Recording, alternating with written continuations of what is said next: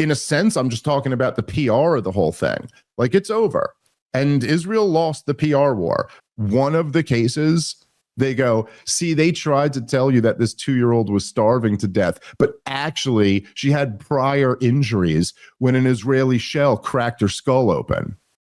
So Dave Smith declared that the Israel debate is over, and he makes several references to why that's occurred, how the pro-Israel Zionists are handling this, and why some people pitching the pro-Israel line have backpedaled, and what that means for our politics and culture. So let's get his take on this. Please like the video and subscribe to the channel.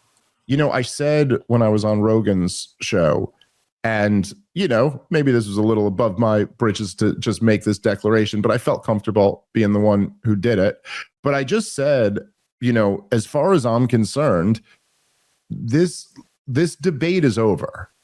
Like, I'm not really, I just kind of felt like the last few times I've been on Rogan, I mean, the last one before this was a debate, obviously. And then the few times before that, it was like, I kind of felt like I'm making this case. Like, I'm trying to persuade you, Joe Rogan, and you, the listener, that what Israel's doing is wrong and we should not be, you know, funding it or supporting it in any way.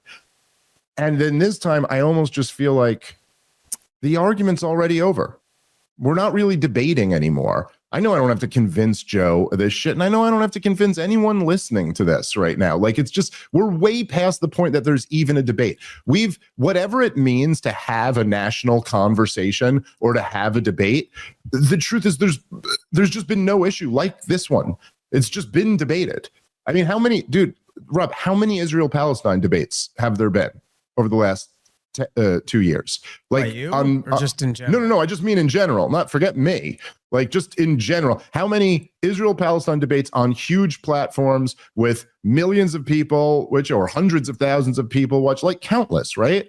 No, I've been in 25 of them or something like that, but that's just me. There's been a whole lot that don't involve me at all. And it's like, after this entire, like, the debate's just been had as much as it could possibly be have been had, and on as big shows as there are, on the biggest shows that there are, and the overwhelming reaction. I mean, right now, I don't know, by any metric, look at the polling on it. Yeah, I mean, it does seem like in many ways the debate is over, and that's not just because the standpoint of Israel first being America last isn't very obvious to most Americans, but it's actually how Zionists have handled this. They are feeling desperation now, letting this issue slip away from them as younger demographics become more and more opposed to U.S. support for Israel, unconditional support. And you can see, you know, some of the most pro-Israel zealots like Ben Shapiro and Konstantin Kisin and some others kind of pivot to other issues. You know, they do sometimes talk about these issues in relation to foreign policy, but I've noticed watching them, they're not trying to make these arguments that much anymore because it's just counterintuitive. They're getting blasted in comment sections. People are just destroying them on Twitter, you know, ratioing them all the time. You have this insane piece that came out on the Free Press trying to double down on Israel's atrocities, and it's just not working. And you can see this even as far back as Dave's debate with Douglas Murray, where he didn't tackle Dave's arguments. He just said, you know, you're not an expert. You've never been to the crossings. This credentialism and appeals to authority, when he didn't even tackle any arguments within that first 50 minutes or so. And it took prodding from both Joe and Dave to even get him to discuss the issue of Israel. They're seeing this slip away. Look at the comments in the comment section on every one of the debates. Literally, every one of them. I don't think you can find anywhere, any nook of the internet where the pro-Israel forces aren't just getting dragged. And, you know, what can you say? Just put 2 and 2 together. You've had the debate. The debate has been had more than any other topic on bigger platforms than any other topic. And look at where the American people are. Dude, everybody, there is like almost no demographic other than boomer Republicans who still support Israel. There's, in fact, now I just saw some polling this morning where support for Palestine is higher than support for Israel. And then when you get into like the younger demographics, it's like starkly higher than support for Israel is. So the war is unpopular.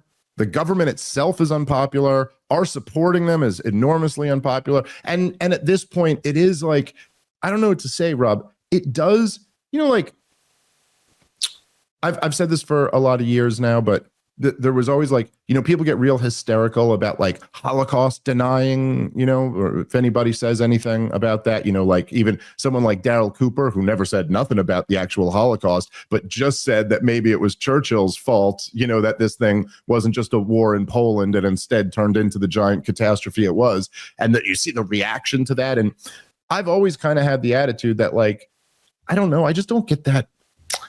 Someone denying the Holocaust doesn't get me like, oh my God, I'm so angry. I think it's silly. I think it did happen. And, it was horrible. Yeah, I mean, I have the same position. It's a lot better to endure someone denying the Holocaust than it is to endure someone killing hundreds of thousands of people, sometimes millions of people. That was the U.S. foreign policy in the war on terror, killing something like 5 to 6 million people. Gaza genociding something like 200,000 people, maybe by this point, by their own admission, at least 62,000. That's Israel stats. And then you have, over 100,000 people missing, some presumed dead, we can suppose.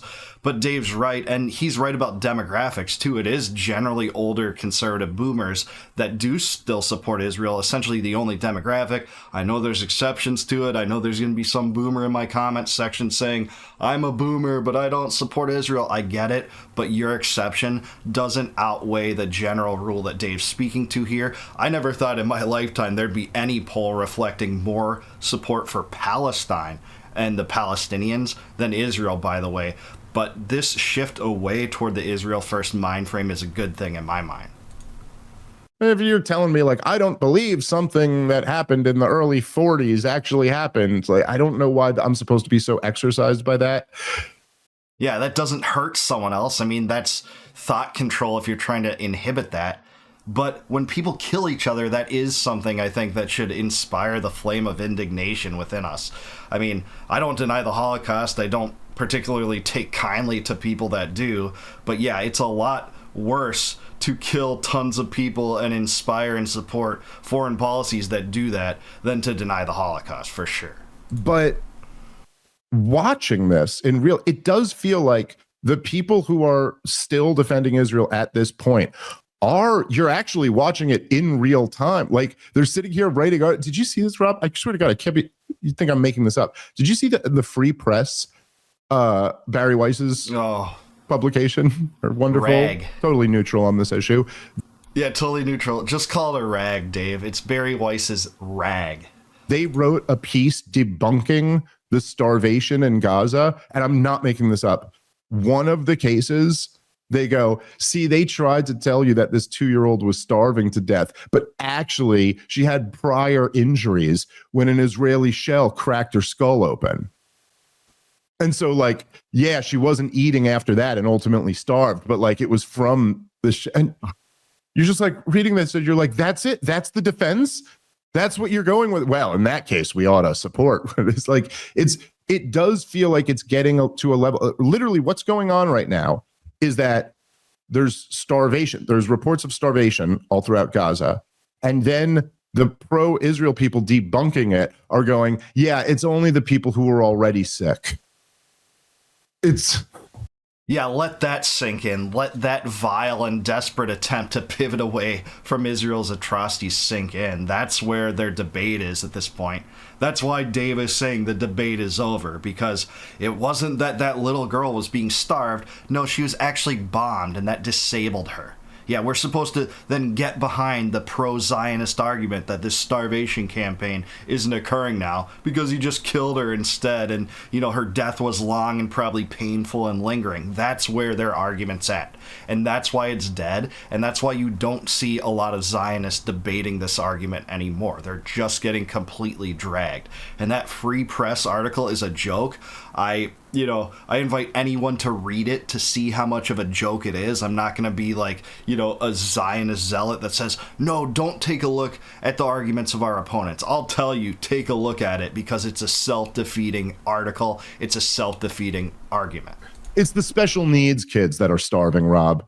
So like, don't get all emotional about this, which is, by the way, what always happens when there's starvation. The most vulnerable are the ones who die first. But anyway, once you just get into this realm, like, you're like, what is this? This does feel like Norman Finkelstein said it to Benny Morris, and which I think this does hold particular weight when like two incredibly Jewy people are talking. But when he just said at one point to him, he goes, "You're nothing but a Holocaust denier." And I do get what he meant by that.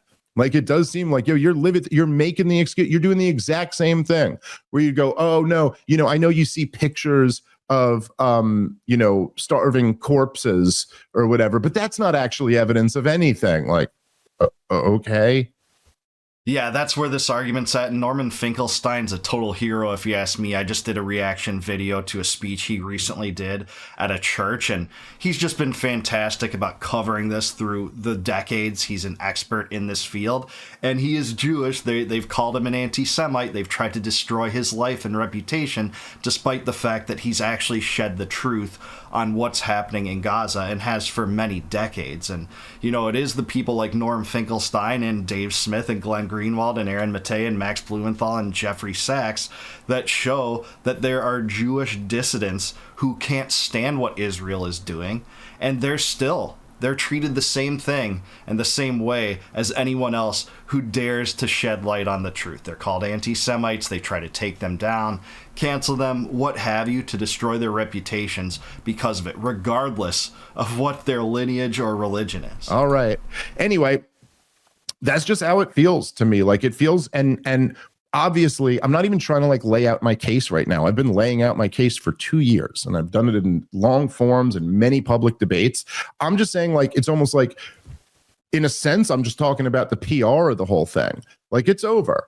And Israel lost the PR war. Rob, you were, and I mean this, dude, I think you were the first person I know who called it, like, immediately after. It might have been October 9th when you were just like, there's no way Israel can do that. Like, as soon as their move was to turn off the electricity and the water for the whole strip, you were like, oh, dude, they're screwed. You can't do this in 4K. You can't do this like with this type of technology. People are going to watch what you're doing. And man, that just turned out to be completely the thing. It did, and I wouldn't have guessed it either, but I can attest that Robbie did kind of call that. I wouldn't have seen, public support turning away from Israel on the world stage or even a subsection, but it certainly has in so many regards, and it's happening now in America. But you can see the desperation is growing among the Zionists. That's why, Benjamin Netanyahu has done friendly interviews with the Nelk Boys and Trigonometry and PDB the other day. They're trying to sell their narrative, and it's just not sticking. Like Dave says, they're getting dragged in the comments sections, and the American culture is just turning away from this thing. Now, will that translate in the immediacy to change in U.S. foreign policy and the Trump administration and how the deep state looks at these things? No, of course not, because the same lobbies remain in place. The same lobbies remain in power. AIPAC's there. The military-industrial complex is there. The bank lobby is there to finance it all and hit us with inflation to do so.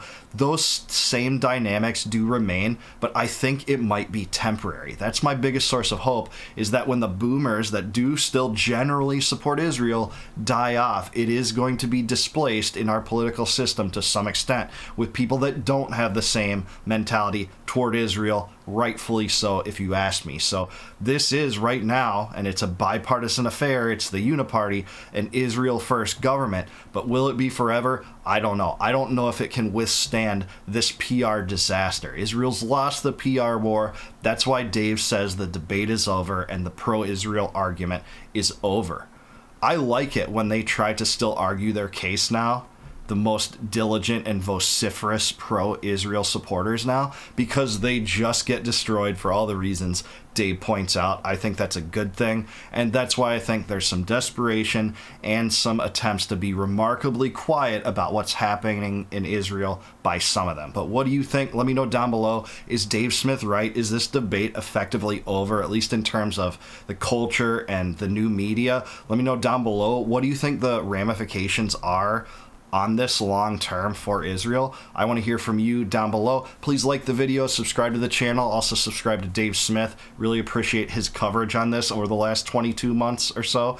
And please consider becoming a YouTube member. If you click the join button below, you can help support my channel, and in return I'll give you all of my videos before they go live to the general public on YouTube.